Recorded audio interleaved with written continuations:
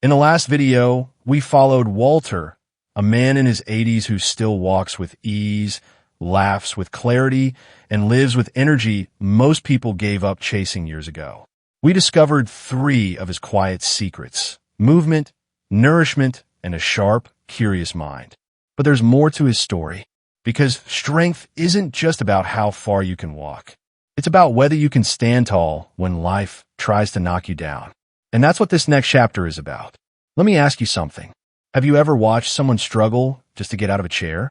Or seen them hesitate at the top of a staircase, unsure if their legs will hold? That doesn't happen overnight. It starts quietly with muscle loss, so gradual most people don't see it coming, until they fall, or stop reaching, or start shrinking away from life. But it doesn't have to be that way.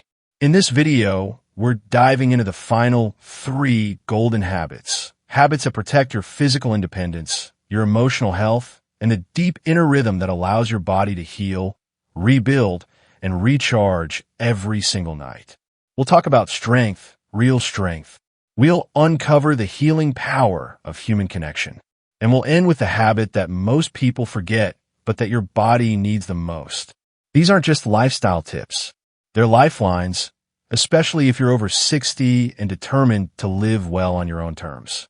So if you're ready, let's step into habit number 4. Because growing older doesn't mean growing weaker.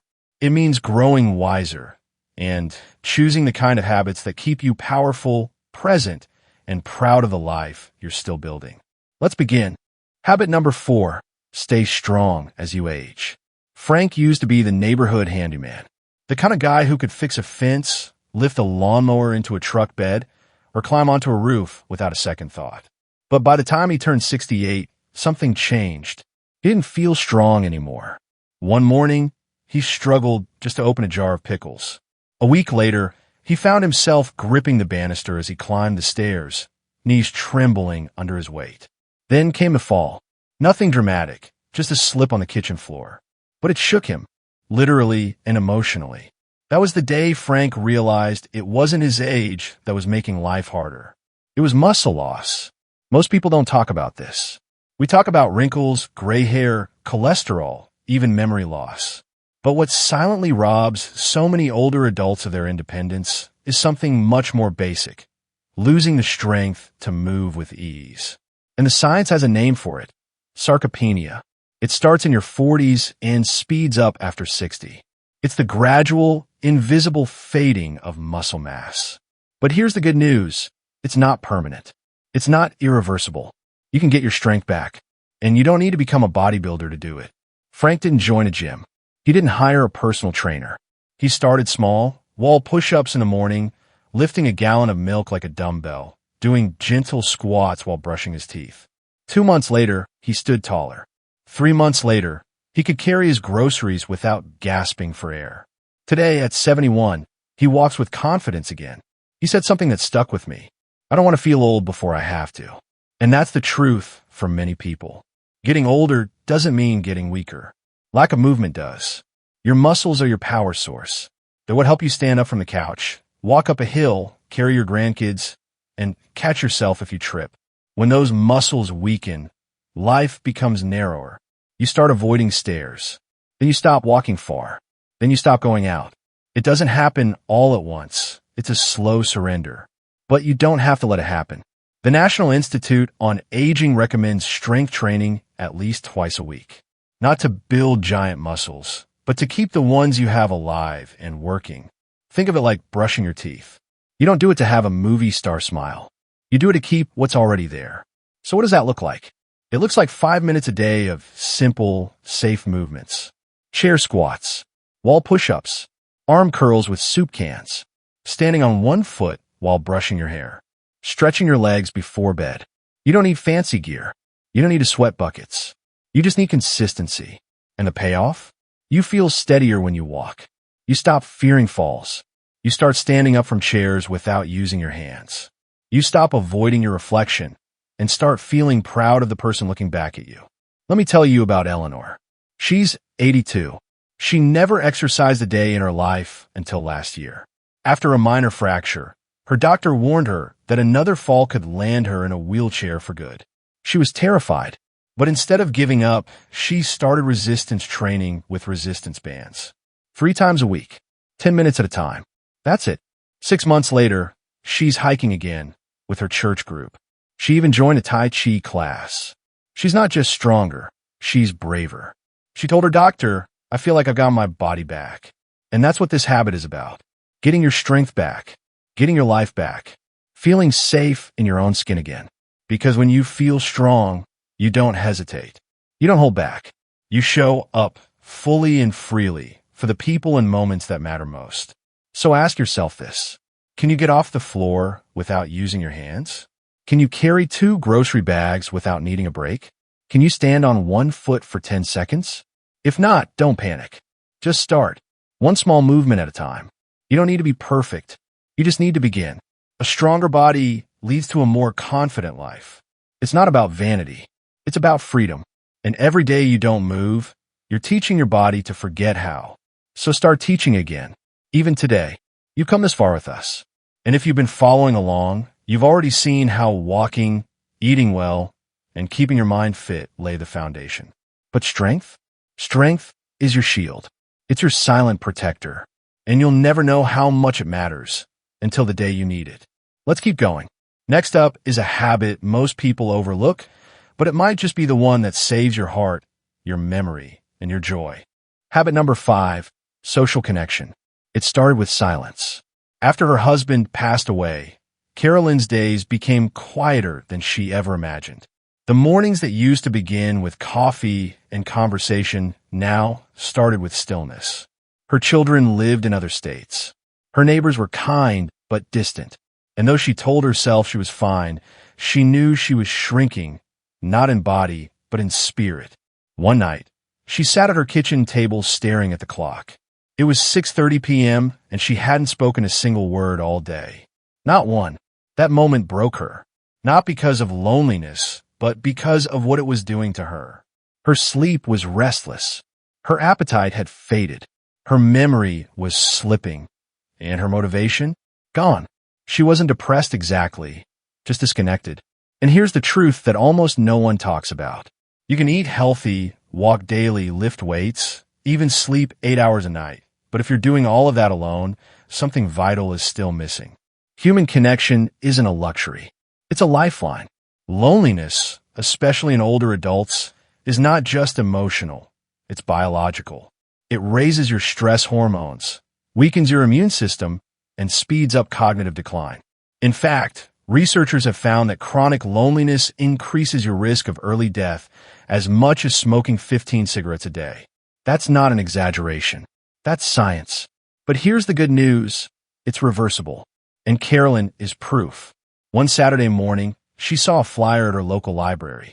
Community book club, no experience needed, just curiosity. She almost didn't go, but something pulled her out the door. That first meeting? She barely spoke, but she listened. She laughed, genuinely, for the first time in weeks. By the 3rd meeting, people remembered her name. By the 6th, they were sharing stories over coffee after the group ended. A year later, Carolyn has friends again. People who check in. A reason to get dressed in the morning. A reason to smile. She told me once, "I didn't realize how much I missed hearing someone say my name." This is what social connection does. It grounds you. It reminds you that you matter. That you're seen, valued, still part of something. And it doesn't take much. A phone call, a walk with a neighbor, a volunteering shift at the local food pantry, even chatting with the barista who knows your order. These are not small things. They are reminders to your nervous system that you're safe, connected, alive. One study out of the Mayo Clinic showed that seniors who maintain regular social interactions are less likely to develop dementia, depression, or mobility issues. And the benefit isn't just in what you do, it's who you do it with. Because every conversation is mental stimulation. Every shared laugh is a mood lifter. Every hug or handshake releases oxytocin, your body's natural anti-stress hormone. And here's something powerful. When you're socially connected, you're more likely to maintain your other habits, eating better, walking more, even sleeping more soundly. Why? Because you're not just living for yourself anymore. You have reasons to show up, people to care for, and people who care for you. Take George, a retired veteran in Texas. After his wife died, he stopped doing everything he once enjoyed: fishing, barbecues, gardening. For 2 years, he rarely left his house. Then one day, his granddaughter invited him to a local veterans breakfast group. He resisted, but she insisted. Today, George leads the meeting. He jokes, shares stories, offers advice to younger vets. And his blood pressure? Back in normal range. His mood? Steady. His energy? Better than it was 5 years ago. All because he found his people again. This is why social connection is not a bonus. It's a prescription. A daily dose of humanity. Of being seen, heard, understood. So if you're feeling isolated, even just a little, I'm not going to tell you to wait for someone to reach out. I'm going to invite you to be the one who reaches first. Message an old friend. Sign up for a class, even if it's online. Say hello to someone you see often but have never spoken to. It might feel awkward at first, but awkward is better than invisible. Connection is worth the courage. You don't need a dozen friends. You just need 1 or 2 genuine connections to protect your brain, boost your mood, and remind you that life, no matter your age, is better when shared. Because growing older doesn't mean growing apart. It means choosing again and again to stay part of the world. So ask yourself right now, who can I talk to today? Then do it. Your mind, your heart, your future self will thank you. And now, we move into perhaps the most underestimated habit of them all. One that most people don't even think about until it begins to break down. But it's the silent healer. The one thing your body begs for every single night. Habit number 6, deep sleep. The most important habit too many forget. For years, Michael thought feeling tired was just part of getting older. He was 67, retired from his job as a mechanical engineer, and still mentally sharp. But by 3 p.m. every day, he felt like someone had pulled the plug. His eyelids heavy, his thinking foggy, his patience thin. He tried more coffee, longer naps, even late-night TV to wind down. Nothing helped, until one doctor's visit changed everything. His blood pressure was up, his memory scores were slipping, and his lab work showed signs of elevated inflammation. But what stood out most? You're not getting restorative sleep, his doctor said. Your body is staying alive, but it's not healing. That sentence hit him hard. He thought back to the past few years, waking up 3, sometimes 4 times a night, staring at the ceiling, mind racing, never really feeling rested. So Michael made a decision. No more screens after 8 p.m. A cup of chamomile tea, stretching in the living room with soft jazz playing. And most important of all, a strict bedtime. Every night, no matter what. It didn't happen overnight. But after a few weeks, something shifted. His mind was clearer in the morning. His energy lasted through the day. Even his mood improved. I feel like I've been underwater for years, he told his wife one morning, and I'm finally coming up for air. This is the power of deep sleep. And yet, it's the habit most older adults ignore until it starts to slip away. Sleep isn't just rest. It's repair. During deep sleep, your brain literally washes itself, flushing out waste proteins that, when left unchecked, are associated with cognitive decline. Your body resets hormones like cortisol and insulin, crucial for regulating stress and metabolism. Your immune system rebuilds. Your tissues recover. Your mood stabilizes. And perhaps most importantly, your memories consolidate. Without deep sleep, your brain can't hold on to the good things. But here's the catch. As we age, sleep naturally becomes more fragile. You may fall asleep later, wake up earlier, or spend more time in light sleep instead of the deep, restorative stages. It's not a flaw. It's biology, but can be worked with. The first step is creating a sleep sanctuary. That means cool temperatures. Your body needs to drop in temperature to reach deep sleep. Aim for around 65 to 68 degrees Fahrenheit. Darkness. Even small amounts of light can suppress melatonin. Use blackout curtains or an eye mask. Quiet. Consider white noise or nature sounds if ambient noise wakes you. No screens before bed. The blue light from phones, tablets, and TVs tricks your brain into staying awake. Instead, choose activities that signal to your body it's time to rest. Reading, gentle stretching, meditation, gratitude journaling. Even just sitting quietly with the lights dimmed can help. And don't forget about sleep timing. Go to bed and wake up at the same time every day, even weekends. Your brain's internal clock, the circadian rhythm, thrives on consistency. If your mind is racing at night, try this trick Michael swears by. Write down your thoughts in a notebook, fears, plans, random worries. Once they're on paper, they're no longer cycling your head. And if you wake up in the middle of the night, don't panic. Don't reach for your phone. Just breathe, stretch your hands, recite a calming phrase, and trust that your body will return to rest. Because here's what no one tells you. Even one night of quality sleep can lower inflammation, improve your memory, and help your body repair damaged cells. This is the silent magic of sleep. It doesn't get headlines. It doesn't feel like an achievement, but it builds the foundation for everything else. You want to walk farther? Eat better? Think more clearly? Feel more connected? You need sleep.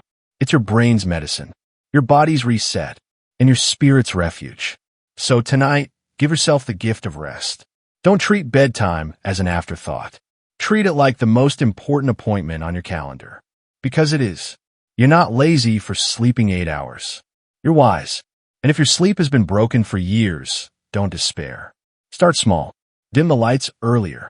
Drink water during the day, not at night. Cut caffeine after 2 p.m. Replace TV time with a relaxing ritual. One habit at a time.